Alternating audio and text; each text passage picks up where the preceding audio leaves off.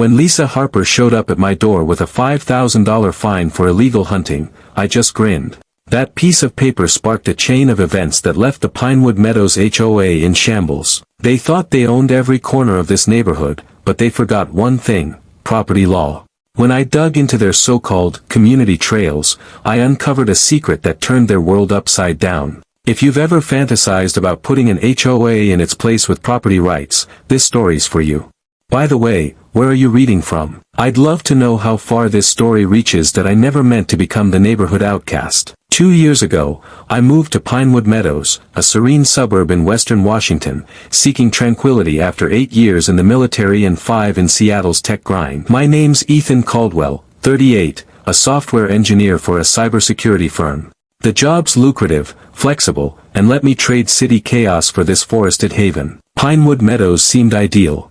Modern homes, large lots, and woods stretching for miles. The $450 quarterly HOA fees were steep, but the agent promised they funded pristine community spaces. What she didn't mention was Victoria Langston, the 38-year-old HOA president who ruled like a dictator. That I met Victoria my second week here, delivering a welcome basket stuffed with bylaws and fake warmth. "We're thrilled to have new faces," she said, her smile sharp. "You'll love Pinewood once you grasp our rules."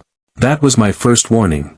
Victoria, a high-powered attorney, had controlled the HOA unopposed for 5 years, her sleek ponytail and designer yoga gear hiding a thirst for power. I stayed low-key, paid dues, kept my lawn compliant, and skipped her monthly meetings, more like tribunals. According to my neighbor Claire Mitchell, Claire, a 35-year-old teacher, was a rare ally, sharing cookies and cautioning me about Victoria.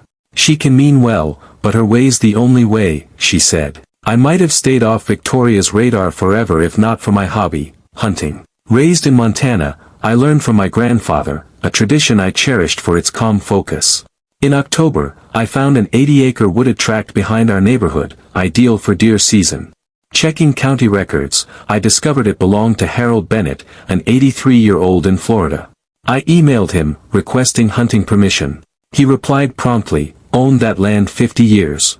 Haven't visited in a decade. Hunt there, just respect it. Send a photo if you bag a deer." Unbeknownst to me, Victoria and her HOA clique had been using Harold's land for years, building trails, benches, and bird feeders, treating it as their private park without his approval. They marketed it as a resident perk, never admitting it wasn't theirs. On a chilly November morning, I set up in a clearing Harold suggested. At 9 a.m., a solid 8-point buck appeared. I took a clean shot, dropping it instantly. As I started field dressing, voices neared. Victoria appeared with 5 women in high-end athleisure, their chatter stopping at the sight of me and the deer. "What are you doing?" Victoria screeched, snapping photos. "This is a protected area. Who let you slaughter animals here?" I tried explaining Harold's permission, but she dismissed me. "We manage these trails. Hunting's banned." Her group gasped as she vowed to report me. 3 days later, an envelope on my door demanded $5,000 for cruel hunting activities and community disruption. I was furious. The HOA had no power over private land, especially with the owner's consent. Claire confirmed my hunch. Victoria's used those woods for her wellness walks forever. She never checked ownership. The next HOA meeting was my chance to fight back. The community center was packed, Victoria at the helm with Nathan Wheeler, her 42-year-old lackey from City Hall, and George Larson, the 55-year-old treasurer. Rachel Evans, a 40-year-old rule enforcer, glared from the crowd. Victoria framed it as my public trial. "Explain why you think it's okay to commit violent acts in our nature preserve." I stood, holding documents. "I hunted legally on private land with the owner's permission. It's not HOA property, it's Harold Bennett's. You have no authority to fine me." I shared my license and Harold's email. The room went quiet. George studied the papers. "He's right about jurisdiction," he said cautiously. Victoria snapped, "These trails are ours. We've maintained them for a decade. The owner doesn't matter." Nathan echoed her, citing firearm risks, and Rachel wailed about her kids' safety. The crowd turned hostile, repeating Victoria's talking points. Officer Tom Reynolds, a resident, confirmed my legality, "No trespassing issue. This is civil." Victoria insisted, "It's about our standards. The fine stands." She threatened a lien if I didn't pay in 30 days. That I countered, "Get a real estate lawyer before making threats." Leaving, I grabbed a brochure labeling Harold's land as Pinewood Nature Trails, no mention of private ownership. That night, I called Harold, who was shocked. They built trails without asking. I'm considering selling, taxes are brutal. An idea formed. What's your price? I asked. As we talked, I saw a way to flip the script on Victoria. Digging deeper, I found HOA permit applications for a Victoria Langston Nature Park on Harold's land, with renderings and $75,000 in fundraising, none with his consent. I hired Susan Carter, a 40-year-old real estate attorney, who confirmed the HOA's overreach. They're claiming adverse possession but don't qualify, she said. Buying the land could stop this. Victoria's campaign against me ramped up. My trash cans lingered at the curb, anonymous notes called me a wildlife killer, and neighbors grew distant. Claire overheard Victoria at school, warning parents about that dangerous man. I negotiated with Harold, buying the 80 acres for $750,000, my savings and inheritance. Susan expedited the sale, while the HOA sent petty notices, trash cans, my truck in my driveway, and the hunting fine, now $5,700 with fees. Claire tipped me off. Victoria was planning a park announcement, cozying up to Paul Grayson, a 50-year-old councilman. Her husband, Ryan Langston, a 39-year-old consultant, was surveying the land for Pinewood Vision Consulting, his firm, tied to the park plans.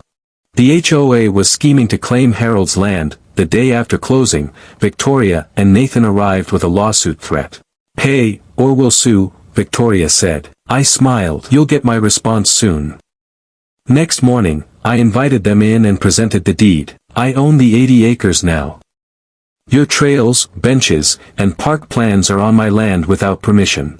Stop all activities and remove everything within 7 days. Here's a cease and desist for your fraudulent plans. Victoria paled, scanning the deed. We have rights to those trails, she stammered. Adverse possession, I interrupted, you don't qualify. No taxes paid, no permission. Nathan looked ill. Victoria stormed out. That afternoon, I ordered no trespassing signs and learned Victoria called an emergency meeting. Laura Kim, a 39-year-old reporter, visited for a story. I shared the basics, avoiding slander risks. Then Henry Foster, a 65-year-old ex-board member, revealed Victoria knew the land was private but ignored it, banking on adverse possession. He hinted at shady park fund accounting. They've raised thousands, but the numbers don't add up, he said. At the emergency meeting, Victoria painted me as an outsider ruining community values, unveiling park renderings. I countered, the land was private, the HOA had no rights, and their fundraising was deceptive.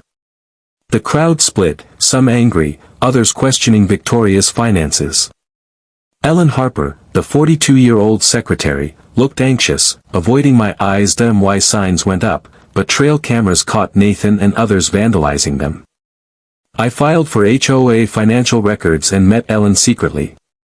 She admitted Pinewood Vision Consulting, owned by Ryan and Nathan's sister Patricia, got $68,000 for vague services, without board approval.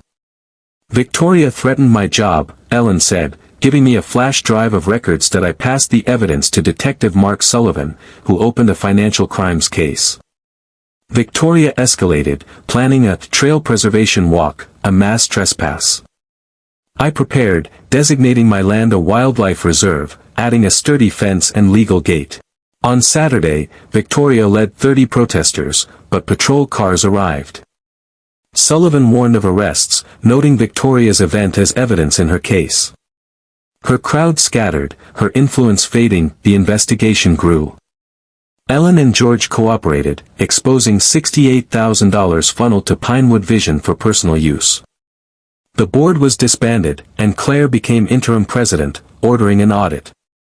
I built the Harold Bennett Memorial Trail, permitted and named for the original owner. Victoria, Ryan, and Patricia took plea deals, probation, $100,000 restitution, and a 10-year HOA ban. They sold their home and left Pinewood. At the final meeting, Claire's leadership emphasized transparency. We voted for a trail access agreement with conservation rules. The $75,000 repaid funded an ethics scholarship. I still hunt, now with neighbor support. The HOA serves the community, not one ego. Victoria's in an apartment, HOA-free, poetic. Pinewood lost its trails but gained integrity. I gained a real community. Subscribe to the HOA Tales Unraveled.